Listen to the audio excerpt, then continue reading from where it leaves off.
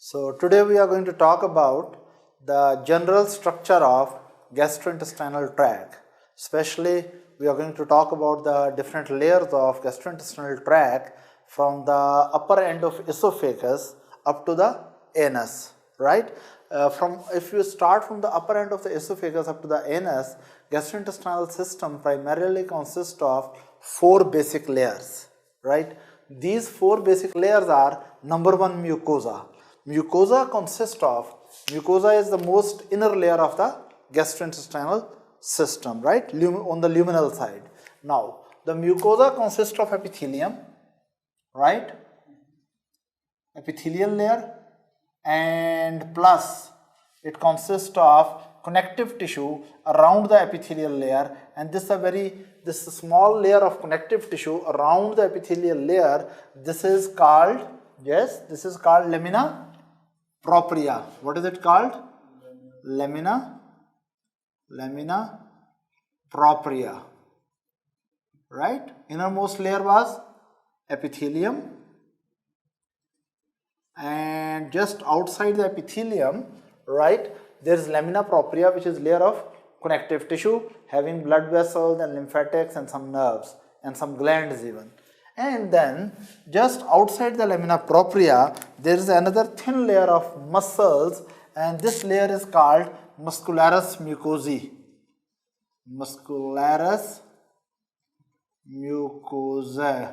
Now, these 3 layers, that is epithelial layer surrounded by lamina propria, surrounded by muscularis mucosae, these 3 layers together, they are called mucosa of gastrointestinal tract. Is that right? That is epithelium, there is lamina propria, and there is muscularis mucosae. Then around the mucosal layer, outside the mucosal layer, we have another layer of connective tissue, and this connective tissue layer has irregular dense connective tissue with a lot of blood vessels and nerves. Is that right? And lymphatics. Now this layer is called submucosa. What is it? It is a layer of connective tissue around the mucosa, outside the mucosa, and this is called submucosa. Now, outside the submucosa, there is muscular layer of gastrointestinal tract, and we call this layer, there are 2 layers of muscles, and together they are called muscularis externa. What is this layer called? This layer is called muscularis externa. And in muscularis externa, the inner layer is smooth muscles layer, which are circularly arranged, right? So we also call it muscularis externa inner layer, which is consisting of circular layer of muscles, right? And just outside that, these are circular layer of muscles, right? And just outside that, the smooth muscles are arranged longitudinally. Is that right? And this layer where smooth muscles are arranged longitudinally, we call it longitudinal layer. And outside the muscularis externa, we have this layer. This is also connective tissue layer, very thin layer, and in that part of the gastrointestinal tract, which is suspended in the that part of the gastrointestinal tract which is suspended in the abdominal cavity, that is covered by a layer of connective tissue with mesothelial cells, epithelial cell, and this layer is called serosa. What is it called? Serosa. And that part of gastrointestinal tract which is retroperitoneal, like ascending colon and descending colon, rectum, anal canal, or early part of the duodenum, they are not suspended in abdominal cavity. They are plastered against the,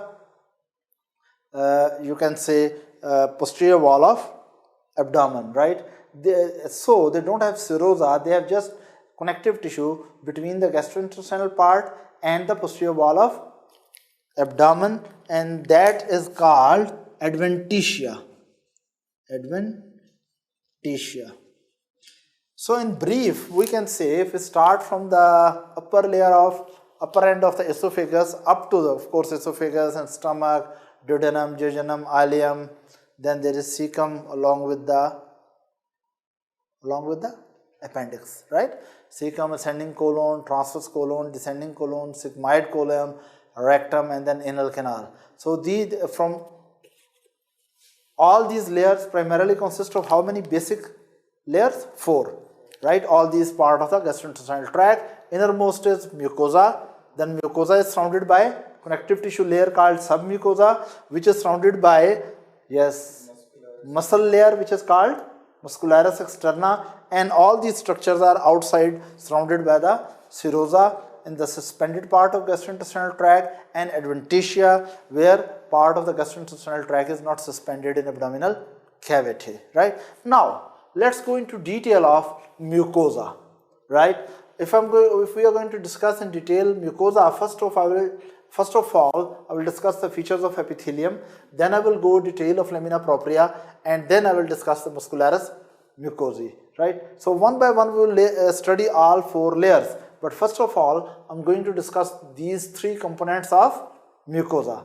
Now, as I told you that mucosa basically consists of epithelial lining, right? Now, this epithelial lining has different functions, but before I go to the functions, this epithelial lining changes from different part of gastrointestinal system. For example, the epithelial lining which is present in the esophagus, right, that is stratified.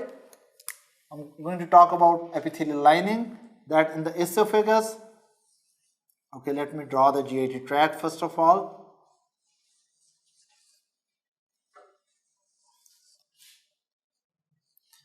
Here is the appendix. Look, esophagus, stomach, duodenum, jejunum, ileum, and then here is cecum with appendix, and here is ascending colon, right, and transverse colon, and then of course what is this? Descending colon with sigmoid colon, and eventually rectum and anal canal, right?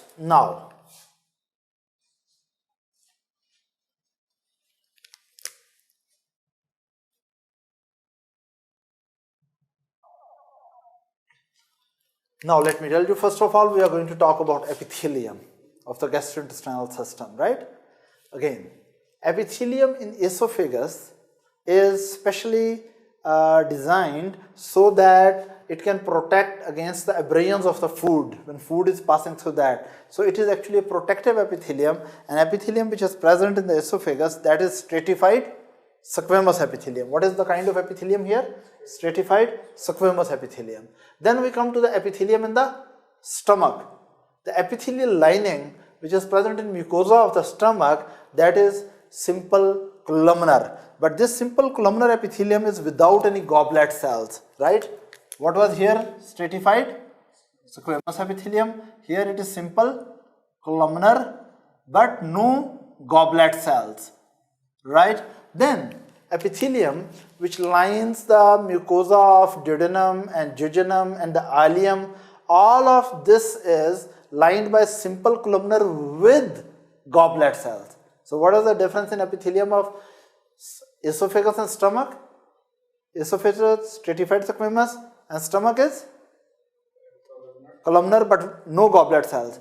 But what is the difference in epithelium of stomach with the remaining stomach with duodenal, jejunum and ileum, that is small intestine? The difference is that even though stomach epithelium is simple columnar as well as small intestinal epithelium is simple columnar, but the difference is that stomach epithelium does not have goblet cells, but small intestinal epithelium does have goblet cells, right? Then we come to the epithelium of the large intestine, cecum and colon with rectum, right? Now epithelium of large intestine, of course it includes epithelium of what is this? Appendix, cecum, ascending colon, transverse colon, descending colon, sigmoid colon, rectum. Now epithelium of the large intestine, right, that is also simple columnar with goblet cells. So again, what is it? This is also simple columnar plus goblet cells, right? Even in rectum, this is simple columnar plus goblet cells. You must be knowing goblet cells secrete the mucus, right?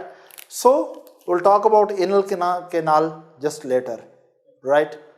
Again, stomach only, simple columnar without goblet cells, all the small intestine and most of the portion of large intestine including appendix, cecum, all parts of colon and rectum, simple columnar with goblet cells. Is that right? And then we come to the epithelium of the anal canal. This is very important. Here are the anal valves, anal columns and anal valves. Now, this is very important to understand that epithelium in the anal canal is 4 types of epithelium.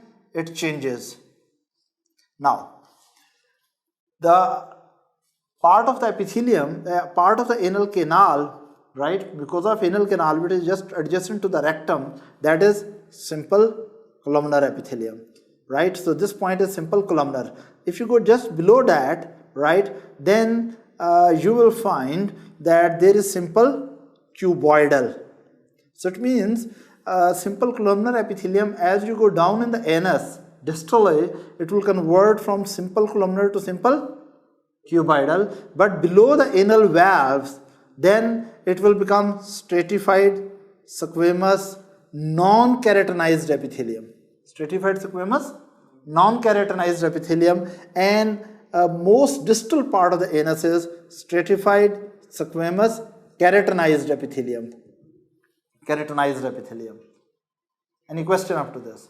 So these are the features of epithelial lining in different parts of gastrointestinal tract. Now I will talk about some general functions of epithelium, right? What are the general functions of epithelial layer? Number 1, epithelium acts as protective barrier. It has a protective function. Number 2, epithelium has absorptive function. Number 3, it has secretory functions, right? Now, protective function. First of all, you should not forget, in esophagus, epithelium is stratified squamous and it is protecting the wall of the esophagus from abrasions which might be produced by the food bolus going down the esophagus, right? Then we come to the functions of, protective functions of other cells, right? Now, actually, as you see that these are simple columnar cells, right? And in this mucosa, now the content of GIT are practically considered outside the body. The content of the lumen of the GIT, right, is practically considered outside external environment. So the organisms, organs and tissues are separated from the content of gastrointestinal lumen, right, by the epithelium, right? So this epithelium has many protective function.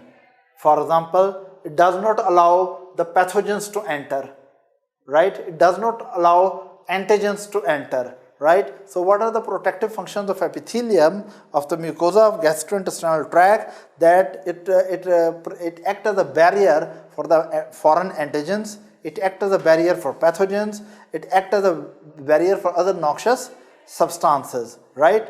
Plus, there are tight junctions in between these epithelial cells. Let me draw, for example, this is one epithelial cell, this is another epithelial cell, still one more epithelial cell. Now these epithelial cells are held together tightly here, right, through the tight junction. Now these tight junction also act as a selective barrier for absorption of different substances. They act as a selectively permeable barrier. Is that right? They allow certain substances to be absorbed, but not every substance, right? Now we come to the, after protective function, we come to the absorptive function, that how this epithelial lining of the GIT mucosa help us in absorption, right? Actually, for absorption function, gastrointestinal epithelial lining or mucosa should have very large surface area, right? Now, to increase the surface area, how we increase the surface area here? Number 1, there are from these cells which are mucosal cells, right, especially the columnar mucosal cells, from their luminal side there are small projections, microscopic projections, and these small projections which are there to increase the surface area for the absorption, these are called microvilli.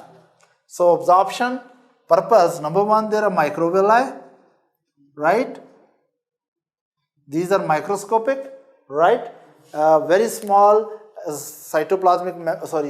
membrane projections, right? They increase the surface area. Secondly, not only microvilli are there in these cells, actually at other areas there are villi form. And let me explain the difference in villi and microvilli. Let me tell you. Let's suppose that these are epithelial cells. Suppose here is submucosa, right? This is submucosa, and here there is lamina propria. I'm going to draw this lamina propria. Now, even though lamina propria is a layer like this, but at some points it's projecting, lamina propria is projecting into lumen, right? And this lamina propria, where it projects, of course, it is covered by epithelial lining. Now, when I talk about these are epithelial cells, and what are these then? Microvilli. But of course epithelial cells are present throughout. Now here is a larger projection in the lumen, right? And it has actually, what is this? Lamina propria, core of this large finger-like projection in the lumen of the GIT, right? Having what is the structure? Lamina propria. This is sort of a mucosal projection, right? A finger-like mucosal projections in the lumen. They also increase the surface area. So not only there are microvilli here, right, on the cells, but there are mucosal projections within the lumen, finger-like projections. They also increase the surface area, and these mucosal projections are called villi. Then, in small intestine especially, right, there are submucosal projections into lumen of the gastrointestinal tract, and these submucosal projections are circumferential, right? That within the lumen of the small intestine, these submucosal projections are like this, right, within the lumen, right? And these submucosal projections or submucosal fold within the small intestine, they also enhance the, what is this? Surface area for absorption. These submucosal folds are called, yes, plica circularis. Plica circularis. So, for absorption surfaces, there are three specializations, right? There are three special type of projections in the lumen. Number one, the microvilli, right, which are the brush border like or very fine projections of the apical surface membrane of the columnar cells. Second are villi, which are mucosal finger-like projections to the lumen. And third is plica circularis, which are circumferential projections of submucosa, right? Any question up to this? So these are a few words about the absorptive property. Then another thing which I must mention, that here there can be, actually in small intestine, from these columnar cells, there is special type of glycoproteins projecting out. And this layer of glycoprotein is called glycocalyx. What is it called? Glycocalyx. So what is glycocalyx? These are special type of proteoglycans which are projecting or protruding out of the apical membrane of columnar cells in intestine, right? This glycocalyx, especially in small intestine, this glycocalyx has enzymes embedded in it. There are enzymes which are present within the glycocalyx, right? That let's suppose again, If here are these, what are these? Brush border, right? Microvilli. Moreover, from these cells, there are also projections of what is this? Glycocalyx. And glycocalyx have some important enzymes which do the digestion of proteins and carbohydrates as final steps of digestion. For example, these glycocalyx, right? They help in adsorption, right? And this adsorption, it is not absorption, it is adsorption, right? This adsorption, ADSOR, right? Adsorption layer of glycocalyx, this is very rich in enzymes like disaccharidases, which can break down the disaccharide into monosaccharides, and dipeptidases, which can break down the two amino acids into single amino acids. Is that right? Any question up to this? No. Then, after discussing absorptive functions of these epithelial cells and mucosa, then we come to the secretory function. But here I would like to mention one thing. When these microvilli or villi, they are absorbing the product of digestion from here, right, which may be glucose or amino acids or water or electrolytes. Eventually these products of digestion which are absorbed from the lumen right across the epithelial cells, these substances will come into lamina propria, and in the lamina propria there are blood vessels and lymphatics which will take away the absorbed substances from the lamina propria to the general circulation or lymphatic system. Is there any question?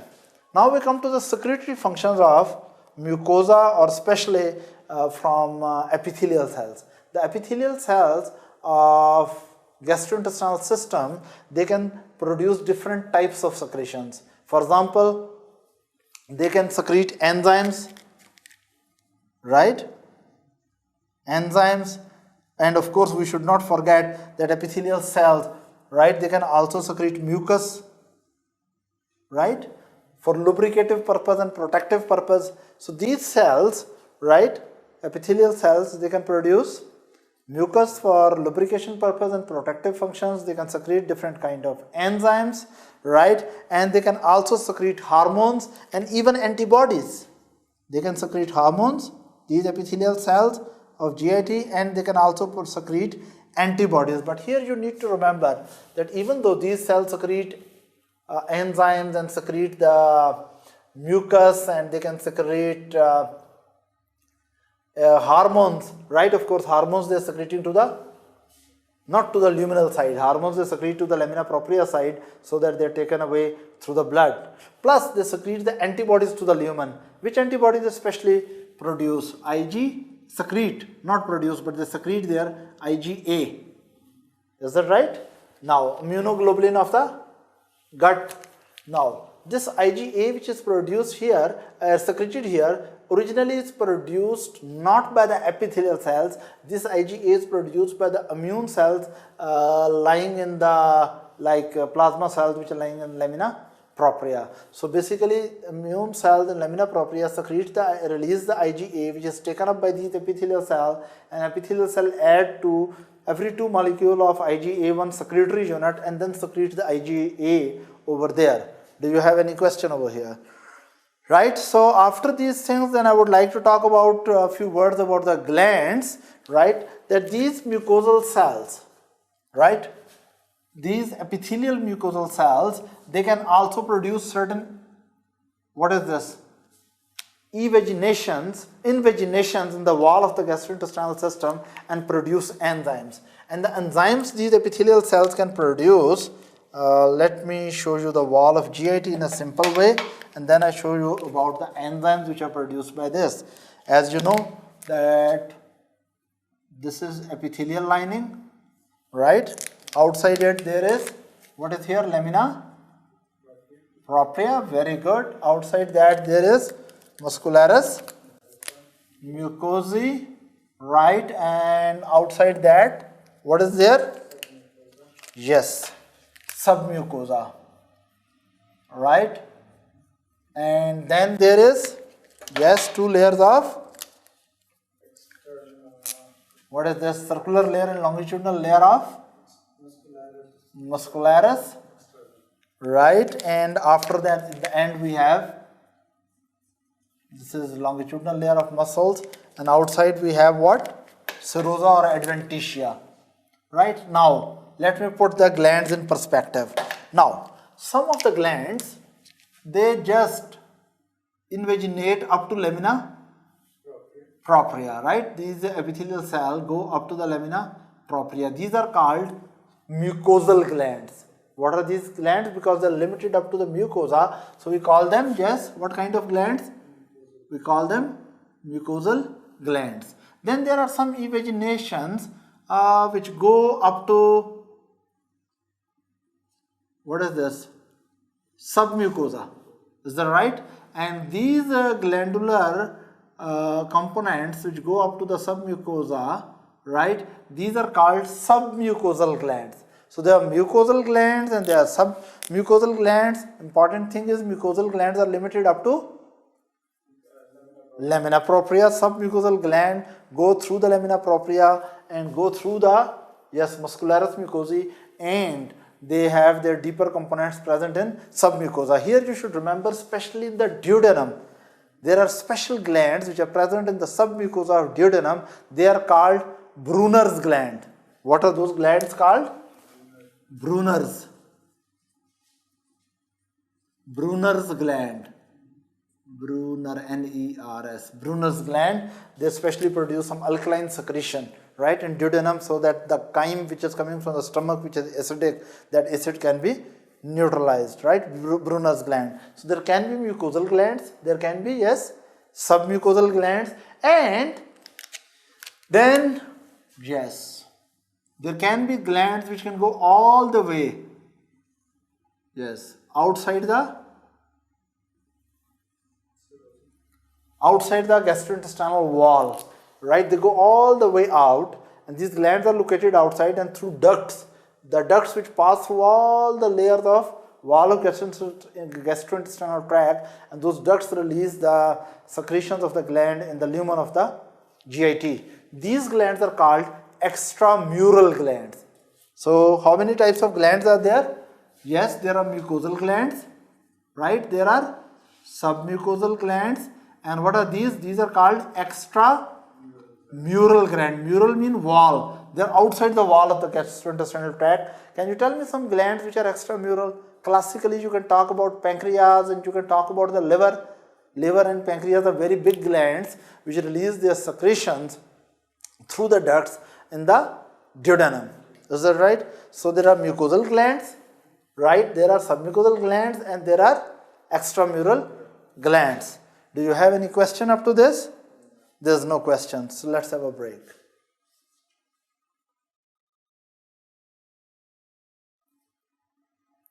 Right, so we continue our discussion about the mucosa. We have already discussed about the epithelium of mucosa, but what did we say previously? That mucosa of gastrointestinal system consists of epithelium surrounded by a layer of connective tissue called lamina propria, and then surrounded by a thin layer of muscles which is called muscularis mucosae, right? Now, we'll go into detail of lamina propria, but I will just mention few words about muscularis mucosae. Muscularis mucosae is a thin layer of smooth muscles, right, in the outermost layer of mucosa. Is that right? Outside the lamina propria. And muscularis mucosae usually, right, usually it has inner circular cells, inner layer of circular cells, and muscularis mucosae has outer layer of longitudinal cells. Smooth cells, smooth muscles, but arranged in a longitudinal fashion, right? Muscularis mucosae contractions produce small projections or folds within the mucosa. But you must remember that muscularis mucosae contractility is independent of the peristaltic activity of gastrointestinal system, because peristaltic activity in gastrointestinal system is produced by the muscularis externa, that is not produced by the muscularis mucosae. Is that right? Now we come back to the big detail of lamina propria. Lamina propria is a very important part of mucosa, as you know that it is just outside the epithelial layer. Now, the lamina propria is just a layer of connective tissue, but it contains a lot of blood vessels and it has a lot of lymphatics. And these blood vessels and lymphatics, they play a very important role in absorption of the product of digestion. Most of the water or electrolytes or products of digestion like amino acids, glucose, right, fatty acids, all those are actually absorbed from the epithelial side and go to the blood vessels and lymphatics. Is that right? So we can say the connective tissue of lamina propria along with its blood vessels and lymphatics play a major role in absorption. Is that right? Plus, lamina propria also has a lot of glands, right?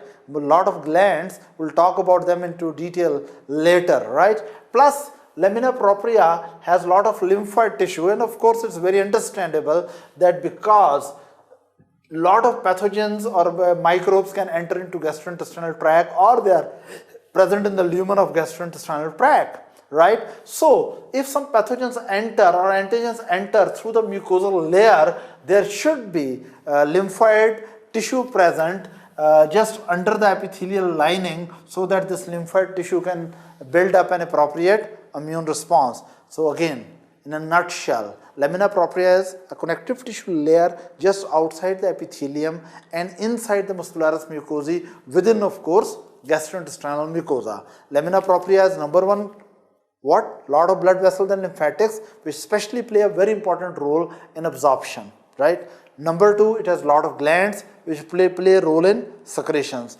Number three, lamina propria must have a lot of lymphoid tissue so that lamina propria should be able to build immune response against the antigens or microbes which are coming from through the epithelial barrier. Right? Any question up to this? No. Now let's come over here and we talk about the special features of lamina propria throughout the gastrointestinal system. First of all, lamina propria of the, what is this? Esophagus. In the lower part of the esophagus, lamina propria is having special type of mucus secreting glands, and these glands are called cardiac glands. What type of glands? Cardiac glands. Of course, they have nothing to do with the heart. These cardiac glands are actually similar to the glands which are present in the cardiac region of stomach. Is that right? So what is happening? That in lamina propria of esophagus, the special feature is that there are esophageal cardiac glands present over there. Then we come to the lamina propria of stomach. Lamina propria of the stomach houses or has lot of gastric glands, right? You know, gastric glands produce gastric glands. Let me make a gastric gland here, right? These gastric glands, of course, they are mucus secreting cells in the neck. Then they are having special type of parietal cells, and these parietal cells produce hydrochloric acid and intrinsic factor. Then there are chief cells, and these chief cells produce digestive enzymes, right? So what is there? That lamina propria of stomach has a very special feature. What is that special feature? It is having what? Yes, it is having gastric glands, right? So there are esophageal cardiac glands in the lamina propria of lower esophagus, and there are gastric glands which are present in the lamina propria of stomach. These gastric glands, of course, produce mucus, and they also produce HCl and the intrinsic factor by the parietal cells, and also produce you can say enzymes like pepsinogen and other enzymes from where? From chief cells. Is that right? So these were, now we come to the specialities of lamina propria in, what is this? Small intestine. In the small intestine, number one, in the small intestine, lamina propria help in formation of villi. Let's suppose if I make the lamina propria of small intestine. This is lamina propria of small intestine. This, in the small intestine, lamina propria makes projections in the lumen right? And of course, this is lined by what? Yes, epithelium. But what are these? This core of these finger-like projections, which are having core of lamina propria along with what? Epithelial cover. This is called basically villi. And another important feature is that here is what? Muscularis mucosae. Some smooth muscle from muscularis mucosae may also go to the, what is there? In the villi. And another very important feature of villi is there is a central blind ending, lacteal. Lacteal is a special type of lymphatic vessel, right? And this is blind ended lymphatic vessels present in the core of villi in the lamina propria. And of course, lamina propria core in the villi in the small intestine also have blood vessels also. So there are blood vessels there, there's lymphatic lacteal there, and of course this is protrusion of lamina propria into the villi, and some smooth muscle from where? From muscularis mucosae may extend over there. Now here I want to highlight one more feature, that let's suppose here is lamina propria, muscularis mucosae, and in the small intestine, what is this? Lamina propria, and this was the villus structure. Now, another very important feature of small intestinal lamina propria is that it is having special type of glands which are called crypts of Langerhans. These are simple tubular glands, and these are called crypts of Langerhans, and these are present in the intervillous space. From there they go down into lamina propria, crypts of Langerhans, Khun. Now these crypts of Langerhans or glands of, or we call them glands of Langerhans, or we call it simply intestinal glands, right? These are very important glands. They produce some secretions, blood, plus these glandular, these crypts of Langerhans are very special type of cells in small intestine, and those cells are called Paneth cell. What are those cells? There are special cells here which are called Paneth cell. Now let me tell you what a Paneth cell. Paneth cells are special type of cells which secrete lysozyme, and lysozyme is will go to the lumen, lysozyme, and it is antibacterial substance. It can digest with bacterial cell walls, right? So the Paneth cell which are present in the, what is this? Yes, crypts of Langerhans, and these Paneth cell produce what? Lysozyme and some other substances like alpha defensins which help against defense against microbes, especially lysozyme can digest away bacterial cell wall. But of course, crypts of Langerhans have other cells also, like crypts of Langerhans have some goblet cells for secretions. Crypts of Langerhans also have some enteric endocrine cells, right? But the very important cell which is present in crypts of Langerhans is Paneth cell in the small intestine, right? So the crypts of Langerhans which are present throughout the small intestine are also having Paneth cell. Plus one more thing, there are lymphoid nodules. These lymphoid nodules or just lymphocytes and plasma cell may be scattered. Number one, there may be scattered plasma cell and scattered lymphocytes and scattered neutrophils or macrophages or eosinophils within the lamina propria. But special mention should be about the lymphoid tissue which is making nodules there, right, with well-defined germinal centers. So lymphoid nodules are also present in lamina propria. But these lymphoid nodules and scattered lymphoid cells and other white blood cells, they are present in lamina propria of esophagus, as well as they are present in lamina propria of stomach and lamina propria of small intestine, right? These all lymphoid cells. But the very special thing is, as you move forward distally in small intestine, progressively the lymphoid nodules become enlarged and their number become more, and especially in later part of ileum, these lymphoid nodules may become so large that they are called Peyer's patches. Peyer's patches. Is that right?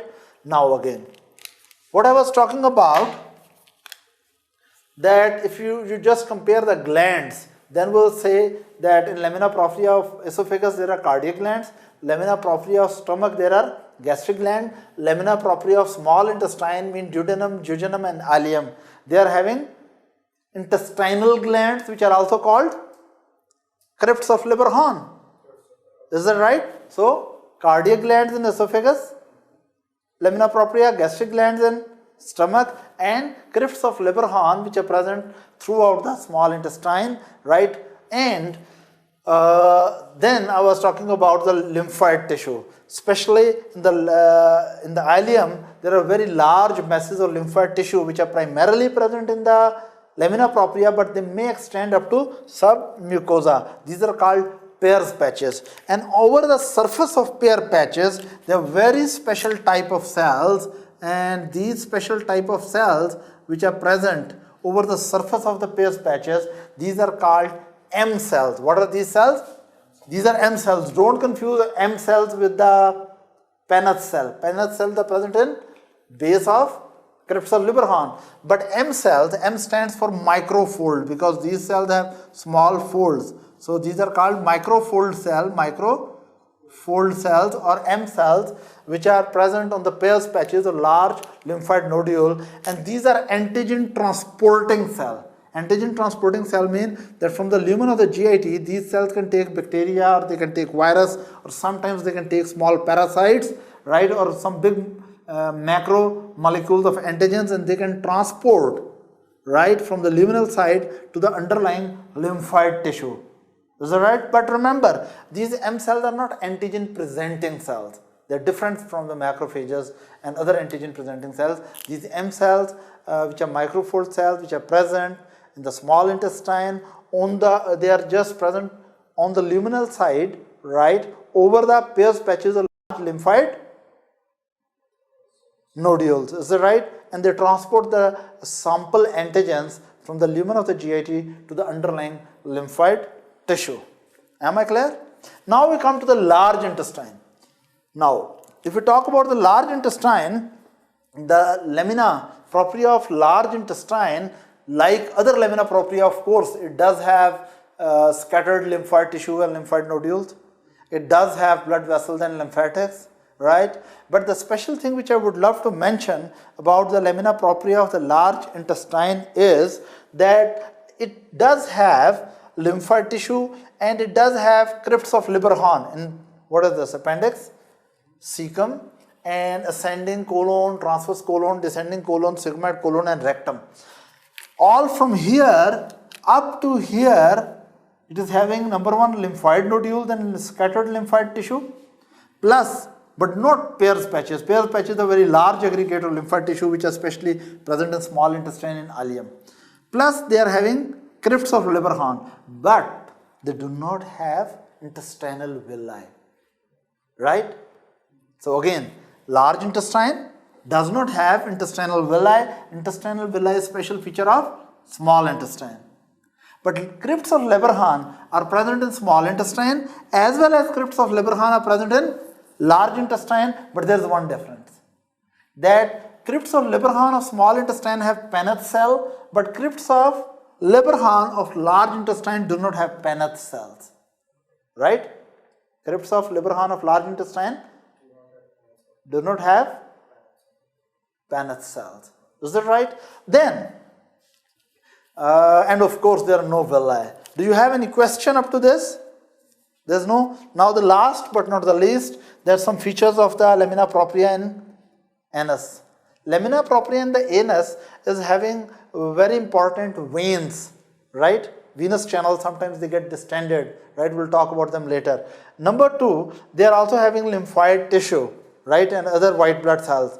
But special thing is that lamina propria in anus has sebaceous glands, they have circumanal glands, and they are having hair follicles, especially in most distal part of anus, right? So lamina propria of the anus has lymphoid nodule like all other intestinal lamina propria, but the very special feature here is they have sebaceous glands here which produce sebaceous secretions, and they do have hair follicles. Is that right? And circumanal glands.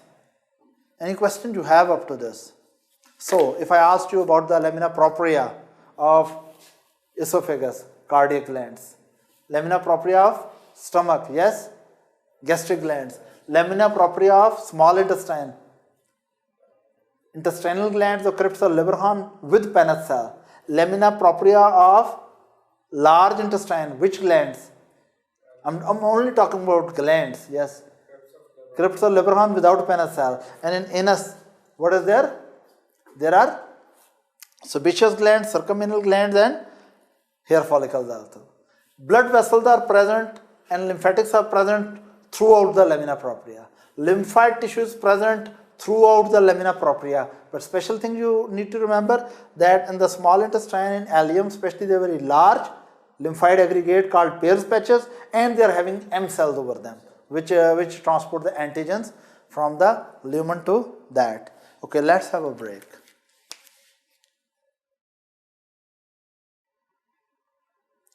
Right, so we were talking about the general features of gastrointestinal histology. We have already discussed about the 3 layers of mucosa, that is about epithelium, lamina propria and the muscularis mucosae. Now we will talk about submucosa. Submucosa is basically irregular, dense connective tissue, which is fibroelastic connective tissue, or we can say it's dense, irregular connective tissue, which is present around the mucosa, right, and just outside the mucosa. And submucosa has large blood vessels and nerve plexus and occasional glands. For example, the submucosa here is showing there's a large blood vessel, right, and these large blood vessels which are present in submucosa, they can give branches which can go through the muscularis mucosae and supply the muscularis mucosae and also supply to the network of the blood vessels present in lamina propria. Moreover, branches from the large blood vessels of submucosa, they also move outward to the muscularis externa and even up to serosa. So what I'm saying that basically submucosa is having large blood vessels throughout the esophagus and stomach, small intestine and large intestine, plus large lymphatics. Plus, it is also having occasional gland. Now, remember, glands are not present throughout the submucosa. The important glands in submucosa are present only at 2 places.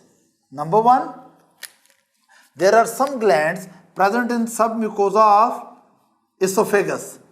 And these occasional glands which are present in submucosa of esophagus, they are called esophageal glands proper, right? Esophageal glands proper. You remember that in the esophagus there were cardiac glands which were in lamina propria, and in esophagus there are also glands which are in submucosa. They are called submucosal esophageal glands proper.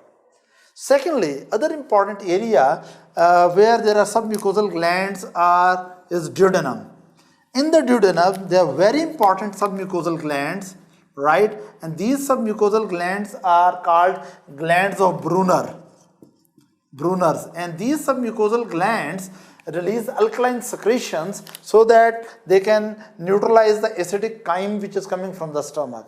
So again,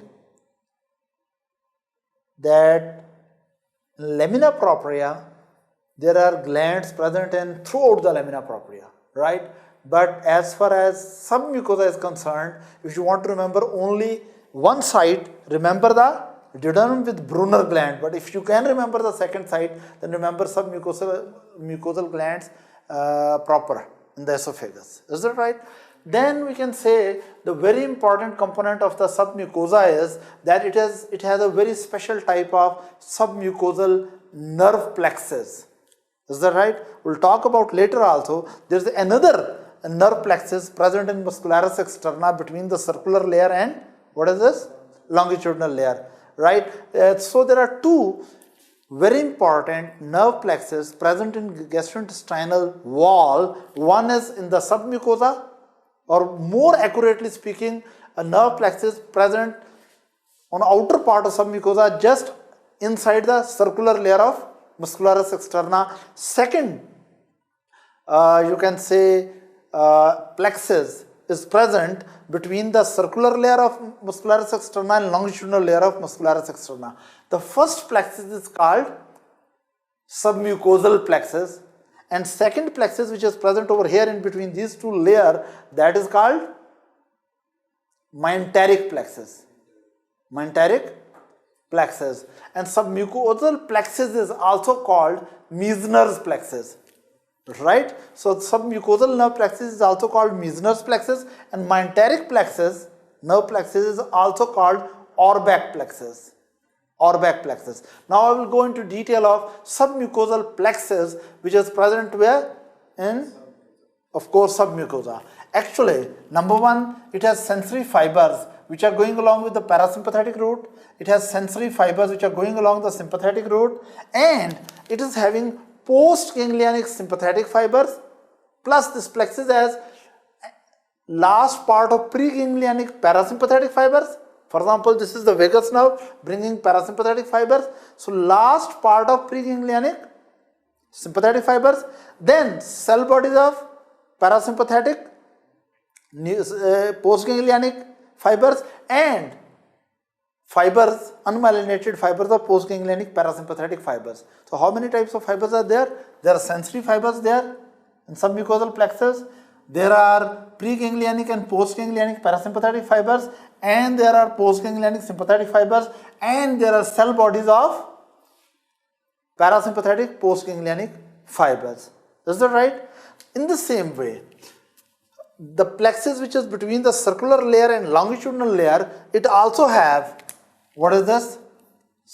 Sensory fibers along with the parasympathetic route, sensory fibers along the sympathetic route which are going to the central nervous system, plus like what is this? Submucosal plexus, myenteric plexus also has postganglionic, what is this?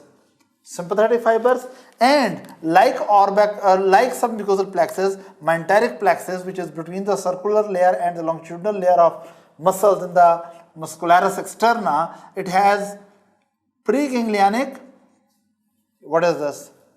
Sympathetic fibers, and preganglionic parasympathetic fiber, and postganglionic parasympathetic fiber cell body plus fibers. Right? So it means composition is same. Right?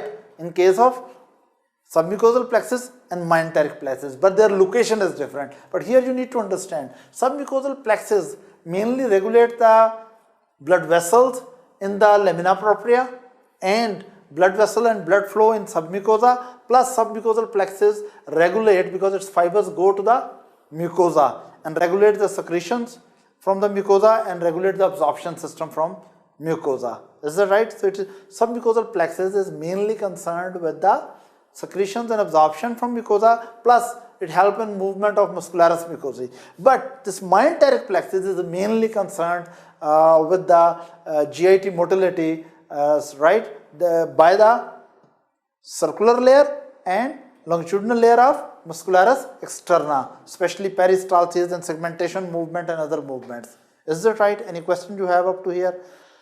Right. So another thing which I would like to mention when I'm talking about these neurons, right, I would like to tell you about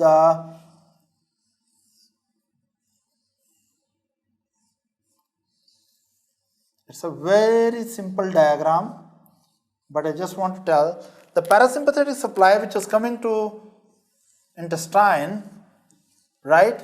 The cranial part of parasympathetic supply is coming from the vagus nerve, and vagus nerve supplies, what is this? Esophagus, also supplies stomach, also supplies liver over here, supplies the, what is this? Duodenum, supplies pancreas, and even all the small intestine, right, supplies by parasympathetic, supplied by the vagus. And vagus also supplies the cecum and ascending colon and transverse colon, right?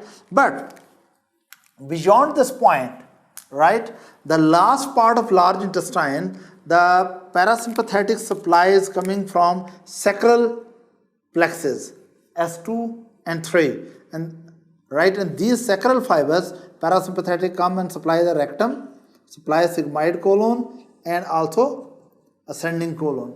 So what I'm saying, that small then again gastrointestinal system is supplied by the parasympathetic fibers from the vagus and from parasympathetic fibers which are coming from the sacral region of the spinal cord, right?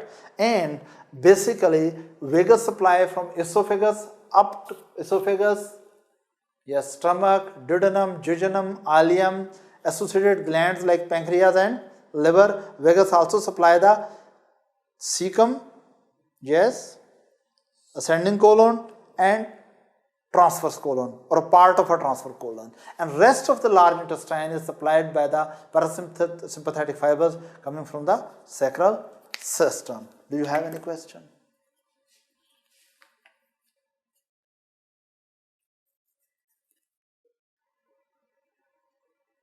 So now we do the remaining part of histology of gastrointestinal system. We have already discussed about the mucosa, which consists of epithelium, lamina propria and muscularis mucosae. We have already discussed about the submucosa. Now we are going to talk about, yes, muscularis externa. Muscularis externa is a layer of smooth muscles which is outside the submucosa, and this consists of well-defined two layers. The inner layer, which is circular smooth muscles, right? This inner layer consists of circular smooth muscles, and usually inner layer has a role in mixing movements, and at some places the inner layer of these smooth muscles, circular smooth muscles, become thick and make sphincters. And then there's the outer layer, and this outer layer of smooth muscle, right, they are oriented longitudinally. They are oriented longitudinally.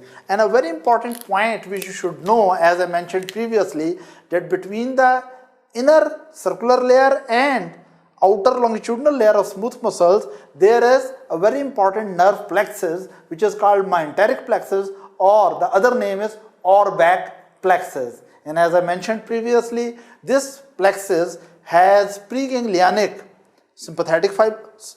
Yes, it is having postganglionic sympathetic fibers ending here, preganglionic parasympathetic fibers ending here, plus cell bodies of, yes, postganglionic, parasympathetic and postganglionic parasympathetic fibers and sensory fibers.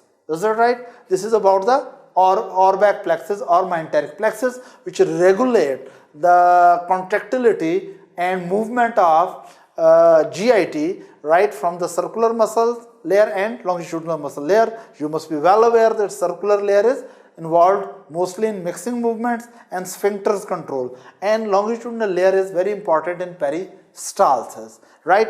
Now, I will also mention that this muscularis externa has some variation in some part of gastrointestinal system. For example, in esophagus, the upper esophagus, these muscularis externa is consisting mainly of skeletal muscle, right? And in lowermost area, lower 1/3 of the esophagus, right, the fibers are smooth muscle. But in the middle third of the esophagus, the muscle layer is mixture of skeletal muscles, the striated muscles and smooth muscles. Again, I will repeat it. Upper 1/3 of the esophagus has what kind of muscle then? Muscularis externa? Yes, upper 1/3. That has striated muscles. And lower 1/3 has smooth muscle. And middle 1/3 has mixture. Then another important point is in the stomach. The muscularis externa has not two layers, rather it has one additional layer, so it has three layers. Number one, the regular outer longitudinally oriented muscle, right? And middle layer, which is circular smooth muscles, and innermost layer, which is obliquely oriented smooth muscles in the gastric muscularis externa. How many layers are there? Three layers. Outer is like at other places longitudinal and inner is circular, but there is innermost additional incomplete layer which is of oblique. Then the good news is that throughout the small intestine it's the regular arrangement like inner circular layer and outer longitudinal. But there is a very important thing which I should mention here about the sphincters also, that upper part of the esophagus, right, the cricopharyngeus muscle, lower part of cricopharyngeus muscle act as a sphincter and prevent the entry of air in esophagus.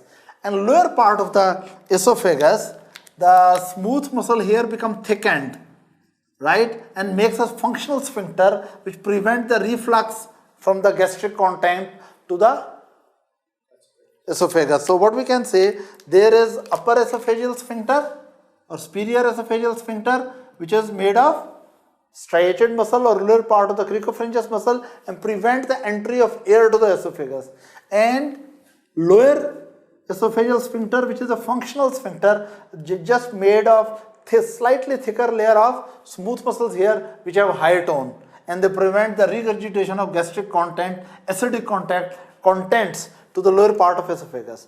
Then another thing which is important is that smooth muscles at the junction of pyloric end of stomach and beginning of duodenum, they become very thickened and they make pyloric sphincter. Then smooth muscle layer, circular smooth muscle layer, here it is thickened and making which sphincter?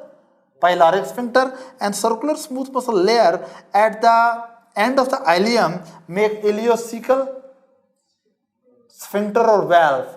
Then at the end of the large intestine, the circular layer around the anus, lower part of anus, makes internal anal sphincter, and outer layer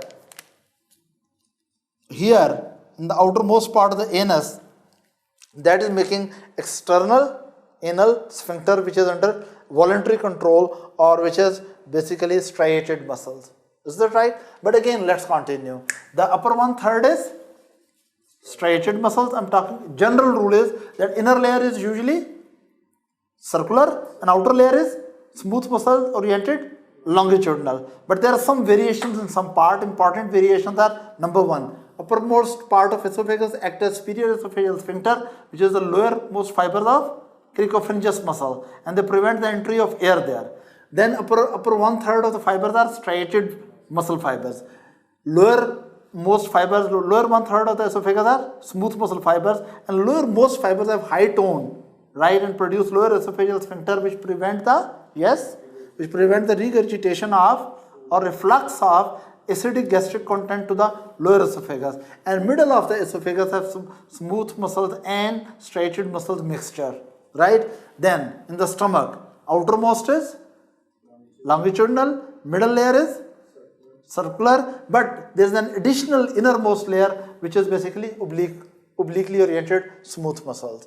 Then all the small intestine has outer longitudinal and inner circular layer in muscularis externa, but at some points fibers are thickened like pyloric sphincter and ileocecal sphincter. Now about the large intestine, especially about the colon, right? Along the colon, circular, of course, throughout the large intestine, circular layer is same inner layer, but longitudinal layer which is outside, that is not present throughout.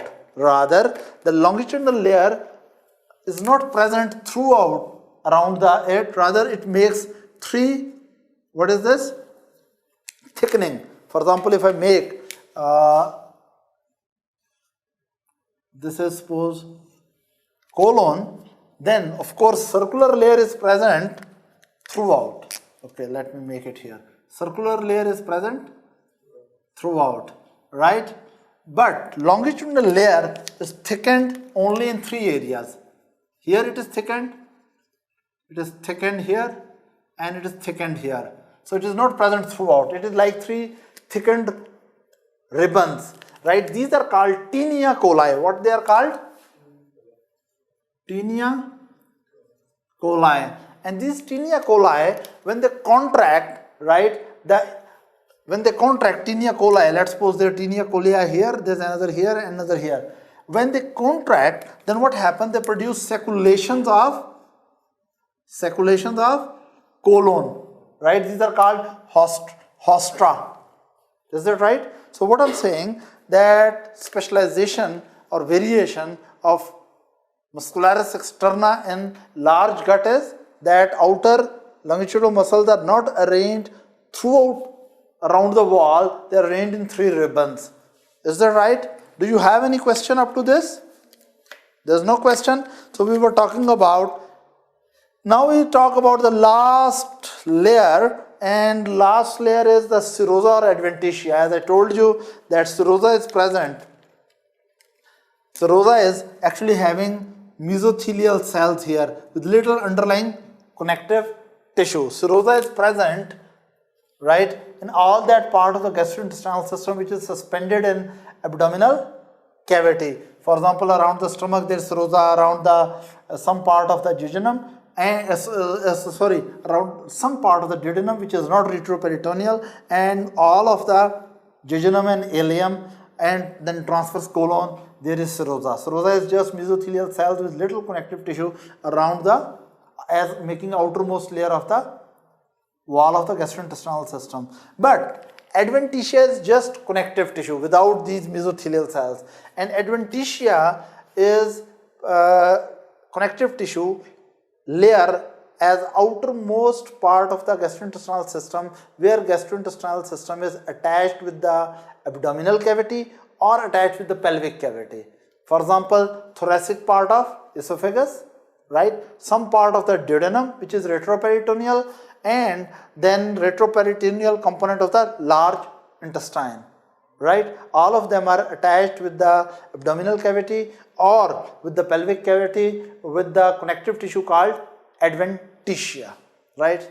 So that's some brief discussion about the histology of the gastrointestinal system from esophagus up to the anus. Class dismissed.